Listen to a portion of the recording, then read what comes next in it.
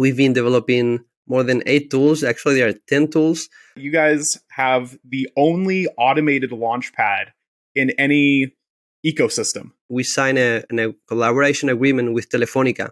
Telefónica is, I would say, the biggest IT company in Latam and Spain. Nice. Very exciting stuff. I've noticed on your website that you do already have about 4 partnerships to date currently, right? Yeah, those Upvisor. are like... Are they like investment partnerships? Those aren't investment partnerships. Those are like, companies that help us with the financial stuff, with the legal stuff. So they're more like, regular partners. Yeah. Gotcha. Yeah. Nice. It's good to have those. Yeah, Especially, I mean, you guys are based out of Spain, so you're not really dealing with too much in the United States, but you do have United States consumers who do use your products. So there are going to be a little bit of correlation there. And so, I mean, it's nice to always have some sort of legal team as well as some sort of tax team behind you just to make sure that everything is structured properly. Yeah, definitely. I mean, we know that we pay extra to have everything, legal and, but at this point, we don't want any trouble. We just want to do things right. And, maybe in the future, what we do, for example, like a user, a creator, American creator, if they use our tools, they are paying the taxes as if they were in Spain. So for us, actually, if we had a way to, just claim that this guy is from the United States, we shouldn't be paying, 21% on taxes, which is quite a lot. So right now we're focused on tools, we're focused on the community and creating stuff, and then just, forgetting about the legal side as much as we can. And then we will work on that. Nice. Where's the future? Where's the future for Kabila, if you don't mind me asking? Is it to grow out the user interface a lot more and to provide more utilities within like the Kabila software? Like the tools, more or less, to provide more tools? I mean, yeah, we have like 1 or 2 more tools that we would like to have, but not a lot more. I mean, with any new internet, wave or we're having like a Web3 is redefining internet. So everything that internet, gets a new wave of new stuff, there's like with Microsoft, no? You end up having Microsoft Excel, Microsoft PowerPoint, Microsoft Word. Okay, so that's basic stuff for the new internet, the new software. Then, for example, with the social networks, you had like, the followers stuff. You had like retweet stuff. Those are like basic things. In our side, we believe that we have much of those tools already developed. What you will need as NFT creator or a brand to manage your community on the tool side. But then what is missing and what we are going to work in the next year or this year is the social side, the token gated stuff, and how we can make communities connect, share, organize, vote, all that kinds of stuff. For us is super exciting, and this is where we're headed at this year. You said token gated staff, huh? Stuff. Yeah, I mean, what I can say, I can mention the word, and I think this is going to be the first time. But we're going to work on something called the Plaza. So it's like, it's how we're going to call the place. Actually, if you log into Kabila, you'll have like plaza.kabila.app. So that's how we've called this place. It's a common space that you're going to have with your holders. It's your space. It's not owned by Instagram. It's not owned by Facebook. I'm not saying we're going to be doing an Instagram because it doesn't make any sense, because Web3 has different needs. But we've been identifying what those needs are in the last months, talking with a lot of creators. So that's where we'll be focusing in the next month. So there's a lot of work going there, and it's going to be a lot of work in the next months. But I can say a lot more, but that's where we are headed this year. Exciting. That's awesome. Yeah, very exciting. Just to add to that, I don't know what I can or can't say, but just to throw something in there. Just think of the tools that we currently use, right, in the space. We have Twitter, we have Discord, we have the marketplaces, we have the tools, we have the wallets, we have all these different things, right? So as Manu's said more than once, we're looking to build the all-in-one, right? So just think of taking the best parts of all of those and fusing them together in the best possible way, and obviously refining and polishing over time. But that's kind of how I see the direction of Kabila. Definitely. Yeah. Really, and this we exist for the creator at the end of the day, whether that's an artist, an independent artist, or a Web2 brand that's coming into the space. So we need to consider all the different needs of whether it be a business or an individual, and how they can connect to their audiences and their token holders. And yeah, I'll leave it at that. Yeah. Don't drop too much alpha. Yeah. I don't want to spill too much. Yeah. I mean, we'll take it all, but I know you guys have a lot in the making. Yeah. And there could potentially be actual NDAs. So yeah. No time for NDAs. build. Exactly. Yeah. Yes. They're developing way too much. Exactly. Yeah. To circle back from what we were talking about a little bit earlier, Tate, I don't think we've actually had anyone else from Spain on the podcast, have we? No, that actually, I was just thinking about that while Manu was talking. I was just thinking, I'm like, I'm just sitting here talking to somebody from Spain right now, and it's just like blowing my mind because one in a million years, like this is ever going to happen, and unless I go to the actual country or I just come across somebody in real life, it's. Yeah, you're more than invited to come. But I'll be there soon. If everything goes well, we will definitely have a party here sometime. I don't know when, but cool. We will have to do something because we have a lot of a lot of people from Spain who are in the community and they are asking for that. So we may have something the next summer. So more than invited, man. That's exciting. That's awesome. Yeah.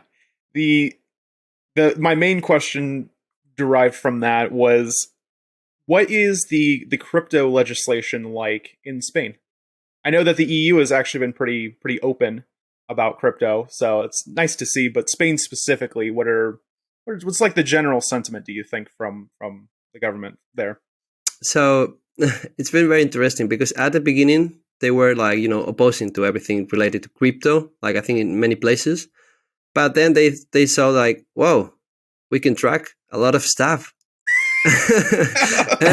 There's a lot of taxes. We can control this.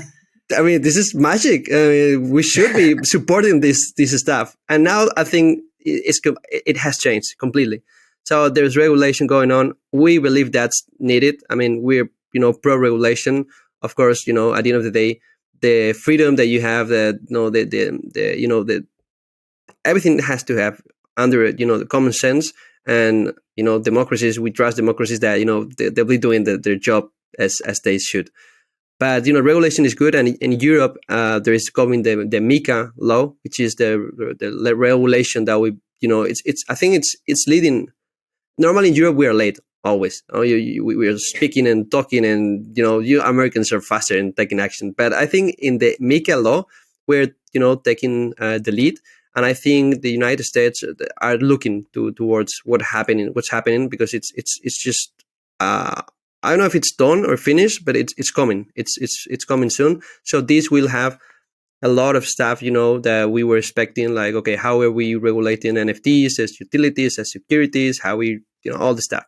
So for us, it's okay. As soon as you can, please just provide some laws, and we can just, follow the laws and just, be safe and can focus on our work. Yeah, it's a good way of looking at it. I mean, unfortunately, in this case, the United States are taking their dandy time with regulating these things. Although they might be fast to get around to a lot of other things, this time around it's the complete opposite, it seems.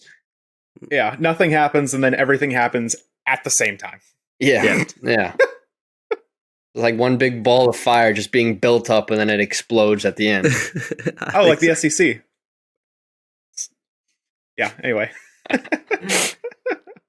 I imagine at some point we'll need something on a global scale as well. Because if we think of Kabila, for example, we're going to be serving customers worldwide, so we'll need some kind of financial, whether it be financial or just regulation in general. There will need to be, I guess, some common standard for Web3 companies to function at some point. That would be a dream.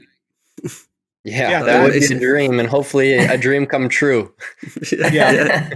I could potentially see something like that happening after the Digital Pound Foundation figures out what they want to do, and then also the digital dollar sort of program sort of plays out. I think that's when we're going to really start to see more worldwide legislation, because I'm sure there's tons of other ones. There's tons of different currencies, so I'm sure that a lot of governments are sort of planning that out. But I think as they start to drop their digital coins, they're going to be like, okay, so here's the regulation on this, and yeah, Yeah. I mean, potentially. if you're into business and you're trying to build a legitimate business, you want regulation. I mean, of course, you want good regulation, but you want to just say you want to know that you're complying with everything that with the rules. So it's a nightmare right now. Yeah. So, but well, we're going the safest way, even if we have to pay more. But for us, it's just Yeah. yeah. Well, you guys have a lot of Ensuring blood, sweat, investor and tears in this. satisfaction Yeah. and security. Exactly. Definitely. Yeah. Yeah. Sense. If you've cleared up majority of my questions, I don't really have too many more. Corbin, if there's anything else, or Manu, if you have something to say, yeah. Yeah, I have questions for you. I mean, Sure. because I have some ideas, but I would like to know your story, like very briefly. How did you end up here in hedera? Why hedera? And how do you see this year in terms of the NFT space? So who wants to start? Yeah. Do you want me to start, Tate? Sure, you can, yeah. Okay. Yeah. Sure. So Tate is actually the one that got me into crypto in the first place. We worked at the same place, and he got me into XRP, and that was where we had sort of like our origin story, and we got into the NFTs, into the XRP NFT ecosystem when they were just trading tokens, and la da da. I'm on Twitter, and suddenly I stumble upon HBAR, and with Bones and that crew they got over there, and I was like, HBAR is just slightly ahead of what XRP is doing, because we still needed to wait on XLS 20D to be implemented into the blockchain. So everybody's just kind of sitting on their hands, kind of waiting for that to happen. And I was like, oh well, this looks like a burgeoning ecosystem. Wait, what's HBAR? I started reading at HBAR, and I saw Dr. Lehman's talks on it. I'm like, You fell in love. Okay. Yeah. Okay. All right. Cool. Yep. Okay. I see why everybody likes this so much. Let's buy a bunch of HBAR. Yes. Yeah. I bought a ton of HBAR. I ended up making a lot off of XPunks over on XRP, and I just started buying and buying and buying and buying and buying, and it became a problem, to say the least. I know that problem. Yeah. Yeah. And then eventually convinced Tate to do some digging into HBAR too, and here we are. Tate, you're more than welcome to share some more details of that. Yeah, I was about to just say, like, it feels as if like the tables turned. But I mean, like, I put you onto XRP, then you put me onto HBAR, and then like worlds just collide perfectly. And now we have an altcoin podcast where we just talk about everything altcoins. We try to sway away from like Bitcoin, Ethereum, Solana, just because I see so much marketing happening on those sides of things. And the technology is okay, but once you actually use the technology on Hedera or XRP, you can just tell a very, very big difference within how things are executed and how things just are really just stable over on this side of the road. And it's from an investor point of view, and just really just weighing all the partnerships that both of these tokens have, it's a no-brainer in my eyes. But moving into like 2023 and the way that HBAR is going to really evolve with NFTs, I think that I think we're going to continue to really learn a lot from these other chains that have millions and billions of dollars circulating on a daily basis. And I think that there's going to be a lot of new technologies that are onboarded into Hedera, just from potentially Solana, Ethereum, and these other big chains that we might not necessarily know too much about, but there's a lot of potential out there because there has been a lot of building happening on those chains. And if we're able to implement those on the Hashcraft technology as well, I see just overall more growth. And I think 2023 is going to be a year of growth, just as much as we onboard people on a day-to-day basis, and as well as I think people are starting to catch on within like the Hashgraph technology and realizing the power behind it. Because Hashpack wallet is a very simple wallet. Now we have Kabila out there who is very, very user-friendly and creator-friendly as well. And overall, I just see 2023 as a year where hopefully HBAR takes off, but we also have a bunch of collapsing economies and stuff of that nature with a dollar that isn't too stable. So it's really hard to say on that nature. But overall, I see a lot more exposure coming to Hedera, HBAR NFTs, and a lot of success coming to both of our ways. Yeah. Regardless of a monetary value behind it, I see success in more or less I look at success in how many eyes you can bring to one space as well. Like, how many eyes can be looking at Kabila at once? How many eyes can be looking at the Alt Kings at once? If you're able to bring more eyes, more opinions, and more viewpoints coming towards these projects and brands, in a sense, it's only going to help you grow at the end of the day. And so 2023, I see growth all around. Yeah, absolutely. Yeah. I think we were actually the first sort of media outlet to cover XRP and HBAR NFTs. Now that I At think the about same it. time, potentially. Well, yeah, but I know, especially with HBAR, nobody had any coverage on HBAR whatsoever when we hopped on. So yeah, or Phil with Mints and Drops because he's he came specifically HBAR. Yeah. Yeah. And then now we have Genfinity as well, and there's a couple other smaller platforms that are starting to pop up. But yeah, more power to them. I mean, today marks our 1-year anniversary with the Alt Kings podcast. So overall, nice. I mean, yeah, we the don't best is have yet any to like come. party streamers that we can pop or anything, unfortunately. It was great to see that we hit 2,000 subscribers and 2,000 followers right before we hit 1 year. Nice. So I mean, that overall, although it is a smaller number, it's a growing number. And as long as we continue to grow, we're just going to continue to do big things, I think. Definitely, man. I believe that, numbers, I mean, one of the things that we've seen this year with communities and especially, number of followers, we've seen communities with 500, 600, followers rising a lot of money. So, and then you have like, communities with 3,000, 4,000, 10,000, 9,000 bots. So I think it's more about, who is there and the quality of the, and the connection you have with your audience. And people will come if you keep doing your job well. So I think people will come. And regarding the HBAR, just want to say one last comment. So I think, there's a lot of comments. There's a lot of talking about the technology, a lot of forecasts and on the price side. But for me, one of the things that I loved more was the governing council. And it's the only one I trust right now, and the only one I understand right now. I mean, when you look at other networks, it's impossible to know who's running that thing. Yeah. I have no idea how decisions are made. Who are who is taking those decisions? When are those decisions being made? And at the end of the day, if you also concentrate the power into who holds more tokens, that doesn't make sense. So I think that's one of the reasons that, makes us comfortable, spending time, energy, money here on developing on Hedera. And the other one, it's the HBAR Foundation, which is, it's the biggest fund for any ecosystem, for any network. And that's why we're seeing, month after month, the biggest developer activity on Hedera. There's money flowing into this chain. And I think there's going to be a debate on the price side and the utility side. Now there are real companies, big, small, medium size, building real stuff for real day problems on top of this chain and other chains like Algorand and different chains. So 4 years before, this wasn't the case. Now we're seeing a lot of real activity, real businesses, real utility going on.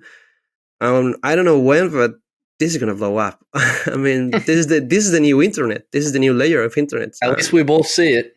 Yeah, I hope so. Yeah, all of the fundamentals for this chain make sense. That was one thing that really stood out to me. The supply is a little, but it is what it is because they're making custom dApps for these giant companies, and that could potentially be used to do other things as well for other companies. And then on top of that, you have Mance and Lehman who have Air Force, I believe Air Force ties. They have ties to the U.S. military, so they already have their foot in the door with government and stuff like that. So, I'm not trying to say something, but we'll see. Yeah.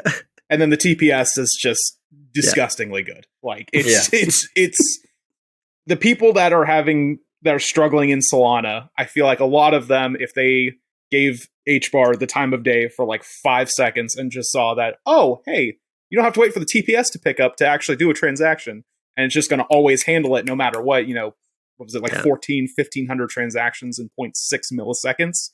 Like, what? It's only the beginning. I think we'll have like a turning point when we saw the first Lemon video.